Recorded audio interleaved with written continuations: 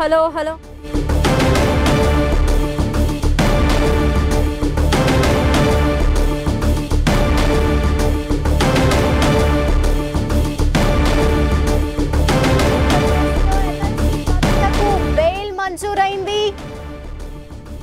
Bail మంజూరు చేసినట్టు supreme court తెలిపింది. లిక్కర్ కేసులో ఎమ్మెల్సీ కవితకు బెయిల్ వచ్చిన వార్తను మనం చూస్తున్నాం. బెయిల్ మంజూరు చేసింది సుప్రీంకోర్టు.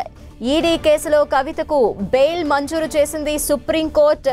5 నెలలుగా తీహార్ జైల్లో కవిత ఉన్నారు. మనం చూసాం మార్చి 15న కవితని అరెస్ట్ చేసింది ఈడీ. అయితే ఈ కేసులో సుదీర్ఘమైన వాదనలు జరిగాయి. ఈరోజు ఉదయం నుండి ఈ కేసుకి సంబంధించి ఈడీ తరపున సొలిసిటర్ జనరల్ అలాగే కవిత తరపున సీనియర్ న్యాయవాది ముకుల్ రోహత్గి వాదనలు వినిపించడం జరిగింది. కవిత అన్ని విధాలుగా ఈడీకి కేసు విచారణలో సహకరించారంటూ కవిత తరపు లాయర్ వాదనలు వినిపించారు. మరోపక్క సుప్రీంకోర్టు కూడా ఈడీ తరపు న్యాయవాదుల్ని ప్రశ్నించినట్టు తెలుస్తోంది. కవిత నేరం చేశారు అని తెలియచేయటానికి ఎటువంటి ఆధారాలున్నాయి చూపించాలంటూ కూడా ఇప్పటివరకు ప్రశ్నలు అలాగే వాదనలు జరిగాయి. ఈ నేపథ్యంలో కవితకి బెయిల్ మంజూరైంది. దీనికి సంబంధించిన కంప్లీట్ డీటెయిల్స్ అందించేందుకు మా తెలంగాణ ఇన్పుట్ ఎడిటర్ కళ్యాణ్ సిద్ధంగా ఉన్నారు ఫోన్ లైన్ లో. కళ్యాణ్, ధనలక్ష్మి, ఇంతకు ముందే మనం అనుకున్నట్టు ఇది చాలా కీలక పరిణామంగా చెప్పుకోవాలి. ఎందుకంటే ఈడీ, సిబిఐ ఈ 2 కేసులు కవితపై ఉన్నాయి. ఈ రోజు ఈడీ విచారణ మాత్రమే జరిగింది. ఈడీ విచారణ సందర్భంగా కోర్టు చేసిన కామెంట్స్ కొన్ని చాలా ఇంట్రెస్టింగ్ గా మారాయి. ఎందుకంటే మాగుంట శ్రీనివాసులు రెడ్డి, కవిత ఇద్దరు ఈ స్కామ్ లో ఉన్నప్పుడు కవిత ఎలా నిందితురాలు అవుతుంది, మాగుంట శ్రీనివాసులు రెడ్డి ఎలా సాక్షి అవుతాడు అని సుప్రీంకోర్టు నేరుగా ఈడీ తరఫు అడ్వకేట్ ని ప్రశ్నించింది. అప్పుడే మనకు అర్థమైంది ఖచ్చితంగా కొంత బెయిల్ వచ్చే అవకాశం ఉందని మనం భావించాము. ఎందుకంటే ఒకరు నిందితులు, ఒకరు సాక్షి. అంటే మీకు నచ్చితే సాక్షి, నచ్చకపోతే నిందితులు అవుతారా అంటూ కూడా వ్యాఖ్యలు చేయడం అనేది ఇంట్రెస్టింగ్ ఫ్యాక్టర్. ఇప్పుడు ఇంతకు ముందే మనీష్ సిసోడియాకి ఈ వ్యవహారంలో బెయిల్ వచ్చింది. ఇప్పుడు కవితకు బెయిల్ వచ్చింది. రేపు సిబిఐ విచారణ కూడా జరగబోతుంది. రేపు ఏం జరగబోతుంది అనేది మనం చూడాలి.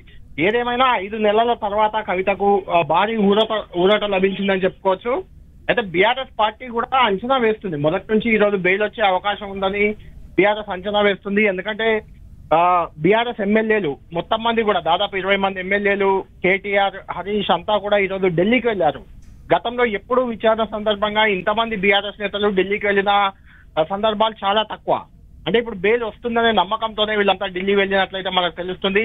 దీనికి సంబంధించి ఒక కీలక పరిణామం ఇప్పుడు లిక్కర్ కేసులో కీలక పరిణామంగా చూడాలి. ఢిల్లీ ఎన్నికలు కూడా ఉన్నాయి త్వరలో. ఈ నేపథ్యంలో కేజ్రీవాల్ కూడా బెయిల్ వస్తుందా, ఏం జరగబోతుంది అనేది చూడాలి.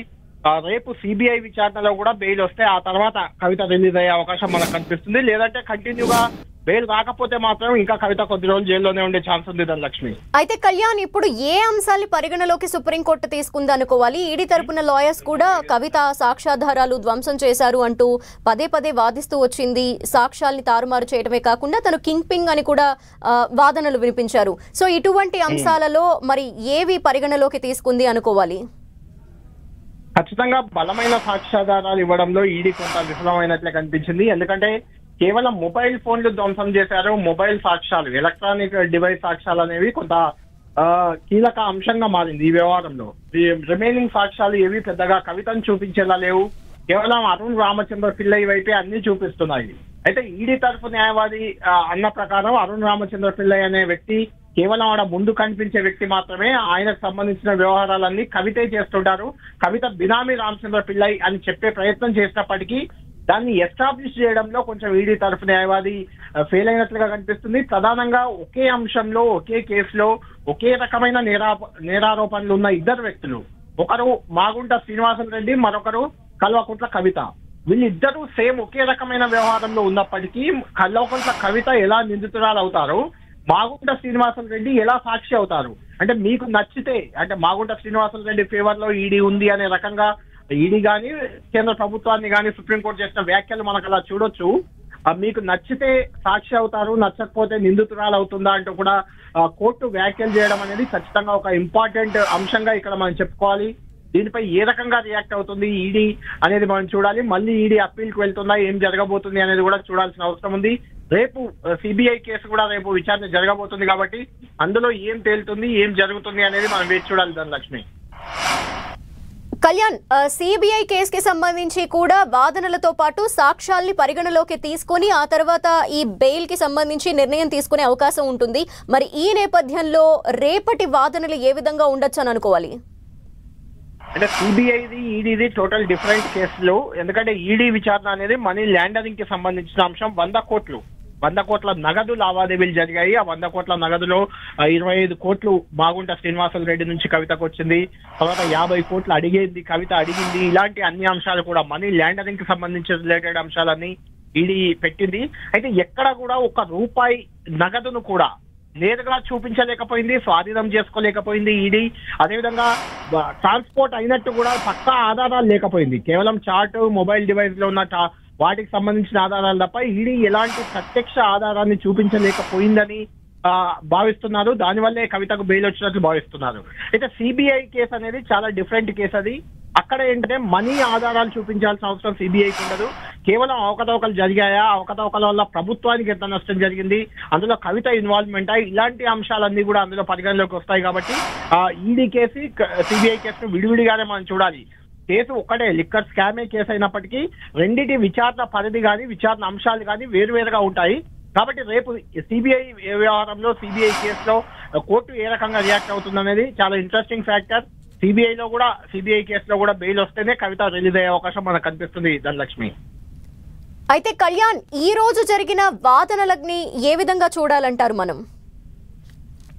ఈ రోజు ఖచ్చితంగా ఇంట్రెస్టింగ్ వాదనలే జరిగాయి కోర్టులో. ఎందుకంటే సిబిఐ తరఫు, ఈడీ తరఫు న్యాయవాది కవిత ఆధారాలు ధ్వంసం చేశారు. చాలా అంశాలకు సంబంధించి మొబైల్ ఫోన్లను, దాదాపు 10-12 మొబైల్ ఫోన్లను ధ్వంసం చేశారు. కేవలం అందులో ఉన్న సాక్ష్యాలను ధ్వంసం చేయడానికి ప్రయత్నించారు. ఇలాంటి అంశాలపైనే ఎక్కువగా ఫోకస్ చేసి వాదనలు వినిపించారు. అయితే ఆ ఫోన్లు మార్చడం అనేది చాలా సర్వసాధారణ అంశం. ఆ ఫోన్లు మార్చడాన్ని, దాన్ని ఈడీ చాలా భూతద్దంలో చూపిస్తుందంటూ కవిత తరఫు న్యాయవాది కూడా వాదించిన పరిస్థితి మనకు కనిపించింది. దీంతో ఏం జరుగుతుంది ఈ వ్యవహారంలో అనేది కొంచెం కన్ఫ్యూజన్ గా ఉండేది. ఇద్దరు బలమైన వాదనలే వినిపించినప్పటికీ చివరికి కోర్టు చేసిన ఒక చిన్న కామెంట్ అనేది మనకు అర్థమైంది. బెయిల్ దిశగానే వెళ్తుంది వ్యవహారం అనేది మనకు అర్థమైంది. ఎందుకంటే నిందితులుగా కవితను చేర్చి సాక్షిగా మాగుంట శ్రీనివాసులు రెడ్డిని ఎందుకు పెట్టారంటూ నేరుగా కోర్టు ప్రశ్నించడం అంటే ఖచ్చితంగా కవితకు సంబంధించిన సాక్ష్యాధారాలను ఈడీ ప్రొడ్యూస్ చేయలేకపోయింది, కోర్టు ముందు బలంగా వినిపించలేకపోయిందనే మనం భావించాలి. అందుకే కవితకు బెయిల్ వచ్చిందని కూడా మనం భావించాల్సి ఉంటుంది. ధనలక్ష్మి, అయితే కళ్యాణ్, ఇది వరకు కూడా కవిత మధ్యంతర బెయిల్ పిటిషన్ దాఖలు చేయటం, బెయిల్ పిటిషన్ దాఖలు చేసి అది రిజెక్ట్ అవటం, ఇటువంటి అన్ని మనం చూసాము. ఈ నేపథ్యంలో ఈ రోజు బెయిల్ మంజూరు చేయటం వెనుక ఎగ్జాక్ట్ రీజన్స్ మనం ఎలా అనుకోవాలి?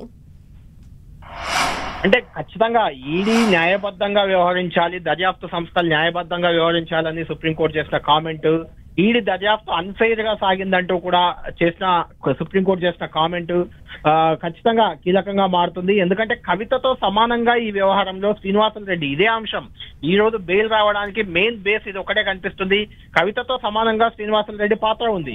అలాంటప్పుడు శ్రీనివాసులు రెడ్డిని నిందితుడిగా ఎందుకు చేర్చలేదు? మీకు నచ్చిన వారిని నిందితులుగా చేరుస్తూ, మీకు నచ్చిన వారిని సాక్షులుగా చేస్తూ, నచ్చని వారిని నిందితులుగా ఎలా పేర్కొంటారంటూ కూడా ఇది మారడం అనేది, సుప్రీంకోర్టు కామెంట్ చేయడం అనేది చాలా కీలక అంశం. మాగుంట శ్రీనివాసులు రెడ్డి విట్నెస్ అవుతాడు, మాగుంట రాఘవ ఆయన కుమారుడు అప్రూవర్ గా మారుతారు, కవిత మాత్రం నిందితురాలు అవుతుందా అంటూ కూడా సుప్రీంకోర్టు ప్రశ్నించడం చాలా ఇంట్రెస్టింగ్ ఫ్యాక్టర్ గా కనిపిస్తుంది. కవితని, కేజ్రీవాల్ ని, సిసోడియాని దర్యాప్తు సంస్థలు కింగ్ పిన్ గా పేర్కొంటున్నాయంటూ ముకుల్ రోహిత్ కి, ఏదైతే కవిత తరఫు అడ్వకేట్ మాట్లాడిన సందర్భంగా రోహిత్ గిని కూడా కవిత సుప్రీంకోర్టు కొంత మందలించింది. కవిత తరఫున కొంచెం ఎక్కువగా మాట్లాడుతున్నారంటూ కూడా మందలించిన పరిస్థితి కనిపించింది. ఓవరాల్ గా కూడా పిల్లై వాంగ్మూలానికి సంబంధించి చర్చ వచ్చింది. ఇందులో ఆయన ఉపసంహరించుకున్నారు. ముందుగా కవితకు యాంటీగా రామచంద్ర పిల్లై వాంగ్మూలం ఇచ్చారు, ఆ తర్వాత ఉపసంహరించుకున్నారంటూ ఈడీ తరఫు అడ్వకేట్ చెప్పినప్పుడు దానికి కవితకు ఏం సంబంధం అంటూ కూడా సుప్రీంకోర్టు జడ్జిలు మాట్లాడడం అనేది చాలా ఇంట్రెస్టింగ్. అంటే కవిత రామచంద్ర పిల్లై ఉపసంహరించుకుంటే కవితకేం సంబంధం, ఆమె జైల్లోనే ఉంది కదా అంటూ మాట్లాడిన పరిస్థితి కనిపించింది. ఓవరాల్ గా కొంత ఈడీ వ్యవహారం, ఈడీ దర్యాప్తు అనే దానిపై సుప్రీంకోర్టు జడ్జిలు చేసిన వ్యాఖ్యలు మాత్రం ఈడీకి కొంత ఇబ్బందికర అంశంగానే ఉన్నాయి. అవి కవితకి చాలా అడ్వాంటేజ్ గా మారే అవకాశం కనిపిస్తుంది. దీనికి ప్రధాన కారణం ఏంటంటే ఎక్కడ కూడా మనీ లాండరింగ్ అనేది జరిగితేనే ఈడీ ఎంటర్ అవుతుంది. ఇందులో మనీ లాండరింగ్ ఎక్కడ జరిగింది, ఎంత జరిగింది, దానికి సంబంధించి ఒక్క నగదు సంబంధించిన అంశాన్ని కూడా చూపలేకపోవడం అనేది ఇక్కడ మైనస్ గా మారిందని మనం చెప్పుకోవాలి. Dhanalakshmi. Okay, thank you Kalyan.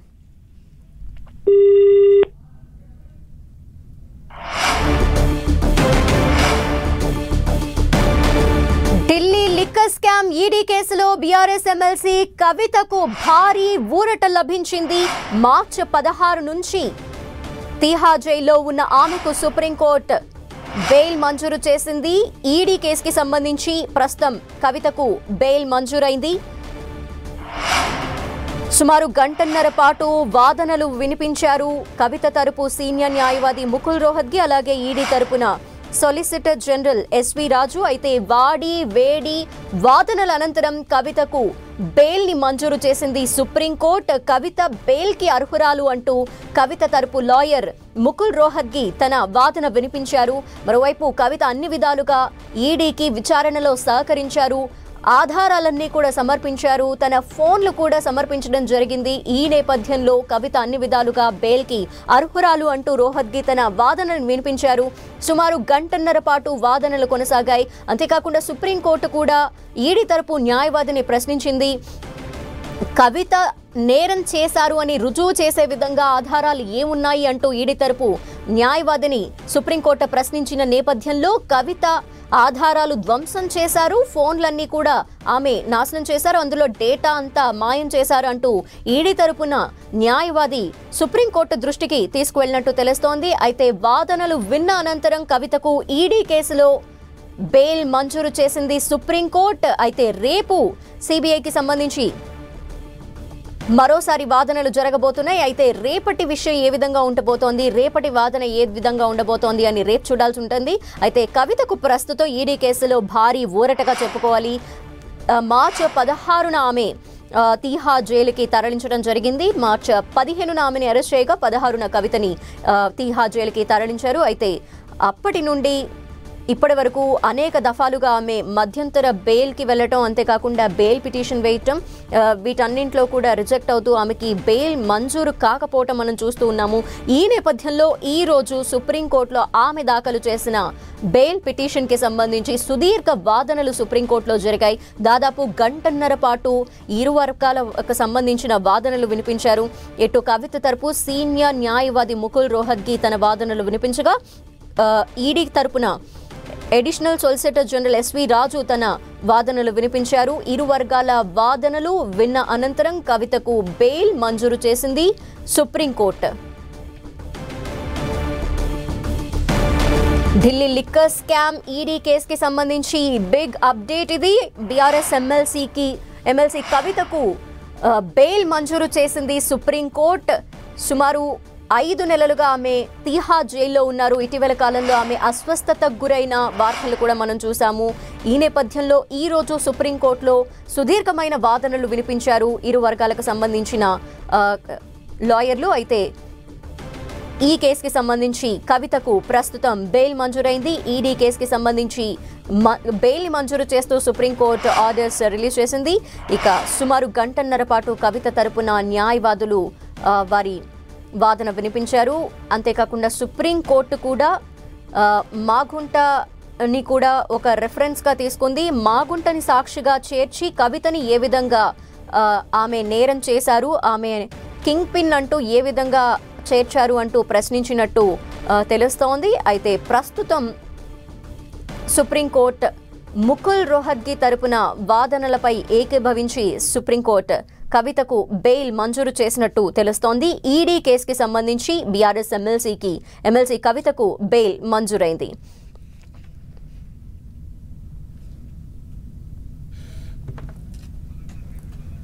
ఇక సెక్షన్ 45 ప్రకారం సుప్రీంకోర్టు దృష్టికి ముకుల్ రోహత్గి తీసుకువెళ్ళినట్టు తెలుస్తోంది.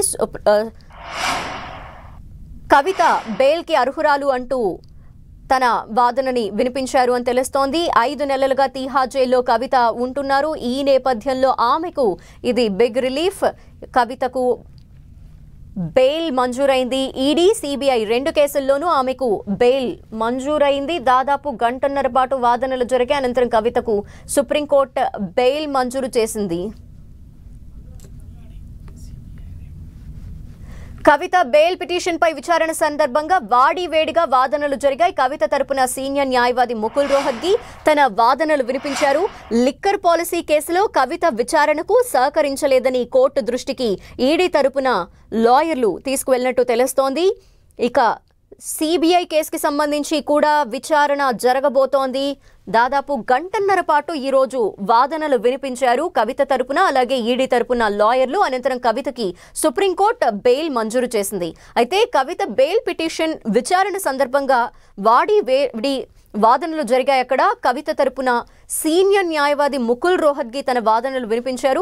లిక్కర్ పాలసీ కేసులో కవిత విచారణకి అన్ని విధాలుగా సహకరించారని కోర్టు దృష్టికి రోహత్గి తీసుకువెళ్లినట్టు తెలుస్తోంది. ఇక మనీష్ సిసోడియాకి బెయిల్ ఇచ్చినందున కవితకు బెయిల్ ఇవ్వాలని కోరినట్టు కూడా తెలుస్తోంది. మహిళగా కవిత బెయిల్ కి అర్హురాలు అని కూడా ఆయన కోర్టు దృష్టికి తీసుకువెళ్లినట్టు తెలుస్తోంది. ఇటు ఈడీ తరపున కూడా అడిషనల్ సొలిసిటర్ జనరల్ వాదనలు వినిపించారు. కవిత ఆధారాలు ధ్వంసం చేశారని ఈడీ తరపు లాయర్ సుప్రీంకోర్టు దృష్టికి తీసుకువెళ్ళినట్టు తెలుస్తోంది. అయితే ఐఫోన్ ఏదైతే ఉందో అది కీలకం, కానీ ఆమె పని మనుషులకు ఇచ్చేశారు అని ఈడీ కోర్టుకు దృష్టికి తీసుకువెళ్ళినట్టు తెలుస్తోంది.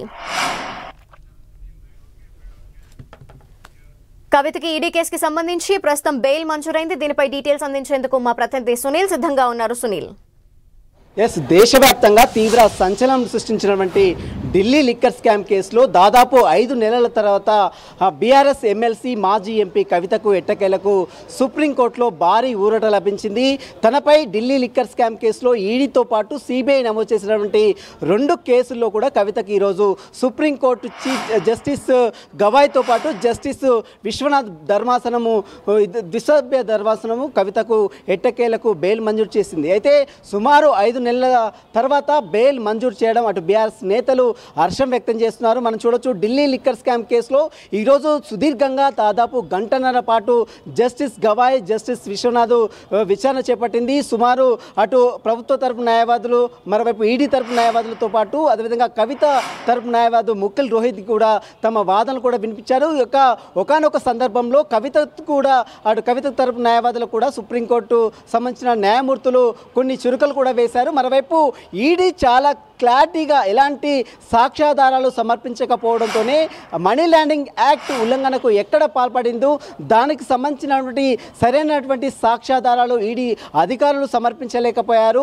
దాదాపు 5 నెలలు గడుస్తున్నటువంటి నేపథ్యంలో అందుకు సంబంధించినటువంటి మనీ ఎక్కడ కూడా పట్టుబడలేదు. ఎక్కడ అసలు మనీ ఎక్కడ తరలించారు, ఎక్కడికి పాల్పడ్డారు, money laundering, prevention of money laundering ఉల్లంఘన ఎక్కడ జరిగిందని ఈడీ అధికారులు పదే సుప్రీంకోర్టు ఈరోజు మరొకసారి ప్రశ్నించిన నేపథ్యంలో అందుకు సంబంధించిన దానిపై కూడా ఎక్కడ కూడా ఈడీ అధికారులు ఆ సాక్ష్యాధారాలు సమర్పించలేకపోయారు.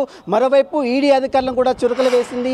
ఈరోజు సుప్రీంకోర్టు ద్విసభ్య ధర్మాసనం జస్టిస్ గవాయ్ కావచ్చు, జస్టిస్ విశ్వనాథ్ కావచ్చు, అనేక ప్రశ్నలు కూడా అటు ఈడీ అధికారులను సంబంధించిన తరపు న్యాయవాదులను ప్రశ్నించారు. కానీ ఈడీ అధికారులు మాత్రం ఒకటే చెప్తున్నారు, సౌత్ గ్రూప్ నుంచి కీలక పాత్ర పోషించింది. 100 కోట్ల ముడుపులు, ఢిల్లీ లిక్కర్ స్కామ్ సంబంధించిన ముడుపులు 100 కోట్లు సౌత్ గ్రూప్ నుంచి ఢిల్లీ పెద్దలకు ముడుపులు అందించిందో కవిత కీలక పాత్ర పోషించిందని చెప్తున్న నేపథ్యంలో అందుకు సంబంధించినటువంటి ఆధారాలు మాత్రం ఈడీ అధికారులు సమర్పించలేకపోయారు. మనం గతంలో అనేక సార్లు చూసాం, కవిత దాదాపు 8 ఫోన్లు డిస్ట్రాయ్ చేసిందని ఈడీ అధికారులు చెప్తున్నారు. కానీ ఆ ఫోన్లు సమర్పించింది, కానీ అందులో ఏ డేటా లేదు. ఆ కవిత సమర్పించిన ఫోన్లు మొత్తం కూడా పాత ఫోన్లు అంటూ కూడా ఈరోజు మరొకసారి ఈడీ తరపు న్యాయవాదులు కోర్టు దృష్టికి తీసుకురావడం జరిగింది. మరోవైపు అప్రూవల్గా మారినటువంటి వారిచ్చిన స్టేట్మెంట్ దాదాపు మాగుంట శ్రీనివాస్ కావచ్చు, మరోవైపు అరుణ్ రామచంద్ర పిల్లే కావచ్చు, గతంలో అనేక సార్లు అప్రూవల్ మారి వారు స్టేట్మెంట్ ఇచ్చారు. కానీ మళ్ళీ అరుణ్ రామచంద్ర పిల్లే అతను అప్రూవల్గా మారట్లేదంటూ కూడా అటు స్టేట్మెంట్ ఇవ్వడం, ఆ తర్వాత దానికి కవితకు ఏం సంబంధం అంటూ కూడా ఈరోజు ద్విసభ్య ధర్మాసనం, సుప్రీంకోర్టు ద్విసభ్య ధర్మాసనము justice Gavai, justice Viswanath bench మరొకసారి ఈడీ అధికారులను ప్రశ్నించింది. మొత్తం మీద ఈడీ ఢిల్లీ లిక్కర్ స్కామ్ కేసులో మాత్రము అటు సిబిఐ కేసులోను, మరోవైపు ఈడీ కేసులోను కవితకు మాత్రం భారీ ఊరట లభించింది. మనం చూడొచ్చు, ఒక ఒకసారి కేసు ఏ విధంగా అంటే డిసెంబర్ 2022 డిసెంబర్ 11వ తారీఖున కవితను ఇంట్లోనే సిబిఐ అధికారులు విచారించారు. 2022 జూలైలో ఈ ఢిల్లీ లిక్కర్ స్కామ్ కేసు తెర మీదకి రావడం 2021 2022కు సంబంధించినటువంటి ఢిల్లీ మద్యం పాలసీ విధానంలో మొత్తం కూడా పెద్ద ఎత్తున అక్రమాలకు పాల్పడారంటూ కూడా గతంలో సిబిఐ అధికారులు మొట్టమొదటిసారిగా కేసు నమోదు చేసుకుంది. దీంట్లో సౌత్ గ్రూప్ నుంచి కీలక పాత్ర కవిత పోషించాలనేటువంటి ఆరోపణల నేపథ్యంలోనే ఈ ఢిల్లీ లిక్కర్ స్కామ్ కేసులో డిసెంబర్ 11వ తేదీన కవితకు నోటీసులు జారీ చేసి ఇంట్లోనే సిబిఐ అధికారులు మొట్టమొదటిసారిగా విచారించారు. ఆ తర్వాత మనం చూడొచ్చు, ఆ తర్వాత 16వ తారీఖు, మరోవైపు 20 తారీఖు, 21 తారీఖు అంటే 3 సార్లు ఈడీ అధికారులు కూడా prevention of money laundering act case నమోదు చేసుకొని కవితని ఢిల్లీలో ఉన్నటువంటి ఈడీ ప్రధాన కార్యంలో 3 సార్లు విచారించారు. 3 సార్లు విచారించిన తర్వాత ఆమె ఫోన్లు డిస్ట్రాక్ట్ చేసినటువంటి ఫోన్లు సమర్పించాలని ఈడీ అధికారులు కవితను కోరిన నేపథ్యంలో ఆ ఫోన్లు మొత్తం కూడా తీసుకొచ్చి ఈడీ అధికారులకు సమర్పించింది కవిత. ఆ తర్వాత prevention of money act 50 statement కూడా కవిత స్టేట్మెంట్ని నమోదు చేసుకుంది. ఆ తర్వాత మనీష్ సిసోడియా స్టేట్మెంటు, అదేవిధంగా ఢిల్లీ ముఖ్యమంత్రిగా ఉన్నటువంటి కేజ్రీవాల్ని అరెస్ట్ చేసింది ఆ యొక్క స్టేట్మెంటు. దాదాపు సౌత్ గ్రూప్ నుంచి కీలక పాత్ర పోషించినటువంటి మాగంటి శ్రీనివాస్ కావచ్చు, గోరంట్ల బుచ్చిబాబు కావచ్చు, అరుణ్ రామచంద్ర పిల్ల కావచ్చు, వీరందరి స్టేట్మెంట్ని నమోదు చేసుకుంది. వారందరూ కూడా అరెస్ట్ చేసింది. అయితే ఇటీవల కాలంలో అరుణ్ రామచంద్ర పిల్లే అప్రూవ్గా మారారంటూ కూడా ఈడీ అధికారులు సిబిఐ అధికారులు కోర్టు దృష్టి తీసుకుంది. కానీ అతను అప్రూవ్గా మారలేదు. మళ్ళీ అతను ఒక కోర్టులో మెమోను కూడా దాఖలు చేస్తారు. వీటన్నిటిని పరిగణలో తీసుకున్నటువంటి కోర్టు ఈరోజు ఎట్టకేలకు అటు కవితకు బెయిల్ మంజూరు చేసింది. అయితే ఎలాంటి బెయిల్ మంజూరు చేసిన నేపథ్యంలో ఎలాంటి షరతులు విధించింది అనేది జస్టిస్ గవాయ్ కావచ్చు, జస్టిస్ విశ్వనాథ్ కావచ్చు మరి కొద్దిసేపట్లోనే ఇప్పుడు జడ్జిమెంట్ ప్రొనౌన్స్ చేస్తున్నారు కాబట్టి మరి కాసేపట్లోనే షరతులు ఏంటి అనే దానిపై కూడా పూర్తి క్లారిటీ కూడా వచ్చే అవకాశం ఉంది. ఎందుకంటే మామూలుగా ఇప్పుడు మనం చూసాం కేజ్రీవాల్కి ఇచ్చినప్పుడు బెయిల్ కావచ్చు, సిసోడియాకి ఇచ్చినప్పుడు బెయిల్లో కొన్ని షరతులు కూడా పెట్టింది. ఎందుకంటే దేశం విడిచి ఎక్కడికి వెళ్ళడానికి వీలేదు, ప్రతి సిబిఐ అధికారులకు కావచ్చు ఈడీ అధికారుల విచారణకు సహకరించాలంటూ కూడా కొన్ని షరతులను కూడా విధించే అవకాశం ఉంది. మరి ఎలాంటి షరతులు విధించిందని మాత్రం మరి కాసేపు. Thank you Sunil. ఇక కవితకు సుప్రీంకోర్టు బెయిల్ మంజూరు చేసిన అంశానికి సంబంధించి మరిన్ని వివరాలు అందించేందుకు లైవ్ లో సిద్ధంగా ఉన్నారు మా అసిస్టెంట్ ఎడిటర్ సతీష్, అంతేకాకుండా Telangana input editor Kalyan. Over to you Kalyan.